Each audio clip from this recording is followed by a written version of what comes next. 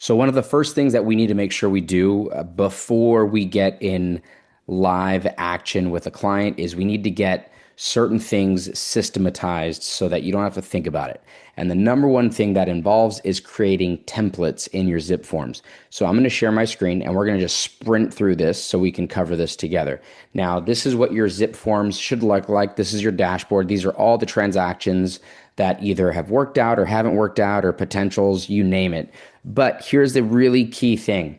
If you go up here where it says templates, you're going to create two specific templates. And you can see I've already done this here, but I'll create a new one. You're going to go to new and let's go in order of likelihood. Good chance you're going to work with the buyer. So we're going to go to new purchase and we're going to call this a residential purchase. And I'm just going to put the number 2 or test to show myself that this is a test. This is going to be for residential. And do not automatically apply this template to new transactions. I don't want this to apply to every new transaction because some new transactions will be listings. So I'm just going to leave it alone and I'm going to say it's residential, personal, and I'm going to save it. Now here's where the magic happens. I'm going to start building out. You're modifying the purchase template. So now what I'm going to do is I'm going to start adding forms that I really need in here. Now, I already talked about this in a previous class, the importance of the cover sheet. But what we're going to do now is, because this is for a buyer, we're going to put in the BRBC, the buyer representation agreement. Also, we're going to put in the RPA, residential purchase agreement. Now, I'm going to be thinking a few steps ahead. So I know for a fact that there will be an avid agent visual inspection. I know that I'll need a VP, verification of property, final walkthrough. There's a good chance that I will need a contingency removal at some point, buyer contingency removal number 1. And let me see, what else could there possibly be? A notice to perform. Notice to buyer. Notice to seller to perform. You would not use a notice to buyer. You would put a notice to seller, and we'll put that there. So these are the templates that will automatically be used. Anytime I find a new client and I say, hey, thanks for thanks for meeting with me. Now let's get this BRBC signed and let's start getting some offers written up. I'm just going to add them to a transaction. I'm going to select residential purchase, and these forms are automatically going to populate. Now, I can even change the order of these because verification of property would probably go last. Buyer representation, RPA, Avid, buyer contingency removal. Yep. So all these are good. Now, we're going to go another step further. In another video, I'm going to show you how you need to edit the cover sheet. So anything that I change on this cover sheet is going to be saved for every future transaction. So what that means is I'm working on the template here. I don't want to put the buyer's information because then this will add to every transaction in the future. But what I should do is put the buyer's broker information. So I know that that's going to be us. And let's see, a lot of this is going to autocomplete 0, 1, 0, 2, 12, 48. And I'm going to put 19 South Los Robles Avenue, and I'm going to put Pasadena. And I'm going to, honestly, because this is a one and done thing, I'm going to put this in as specific detail as possible because, let's see, is there a drop down? What numbers have I used? Because in the future, anytime I get a buyer and I add the cover sheet, this is automatically going to be put in here. So now if I go to save, perfect. And then I go to back.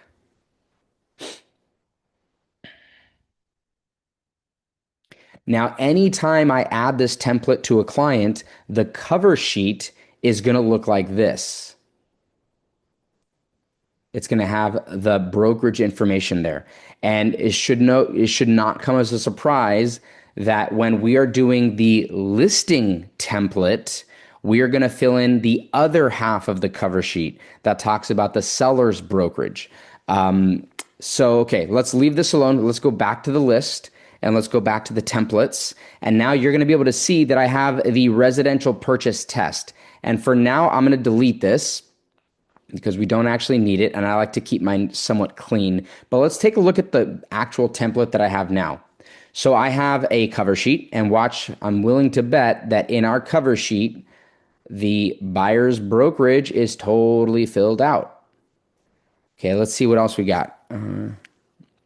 We also put in this template, so any buyer we work with is going to get this added to them, a BRBC, an RPA, another form of a BRBC. This is a single property showing form, an AVID, buyer contingency removal, verification of property, cancellation of buyer representation, modification of terms for the BRBC, and then let's actually add something here. So this is, we forgot seller notice to.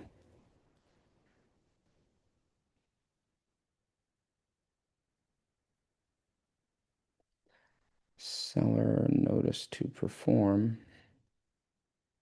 Let's try the abbreviations. Well, I'm not seeing it here. That's okay. So I still am happy with this. So I'm going to go ahead and go back to the templates. And now that we got the buyer template done, we're going to do the listing template because again, when I chose to make this, there was a few options that I can do. A listing, a buyer, and yes, you can have one for a lease and a lease listing. We don't do leases very often, my wife and I, but we definitely work with buyers and sellers. So I would create a new listing template, and I'm just going to show the one that we have because it's going to be essentially the same. Oh, also notice one other thing. I put the date next to these. So as you go on and on into the business, you're going to notice that templates will get updated, forms will get sunsetted, and it's going to be important to keep these updated. And sometimes if a new form comes out, we'll actually tell all of our agents, hey, go into your templates and update this. So here is the template that we use when it's a listing. Let's take a look at the cover sheet. I'm willing to bet that the half of the cover sheet, oops, there you go, that works with the seller is filled out. Yep, there you go. Seller's broker information. This won't really change. Now, if you ever switch brokerages, of course, you need to go in and change this, but it's always going to be the same seller broker if you're working with the seller. Let's see. Let's go back because I want to show you the other forms that we've used for this. And feel free to copy this. We have the residential listing agreement. That should go as no surprise. The transfer disclosure statement and the seller property questionnaire. These are going to be handed to your clients. The AVID, you do this as the listing agent. The trust advisory, a lot of times your clients are going to be selling a home, they're going to be in a trust, so you're going to have that ready to go. Cancellation of listing, we hope we never need that. Modification of terms, that's the listing agreement. And then seller purchase of replacement property. Now, this is important because, and to be honest, if you checked off the box that the seller had to replace their property, this should auto-populate. But in the event that you forget and maybe that system fails, it's going to be right in front of your face. And now there's one other form I wanted to do. Oh, yes. So we could put in a notice.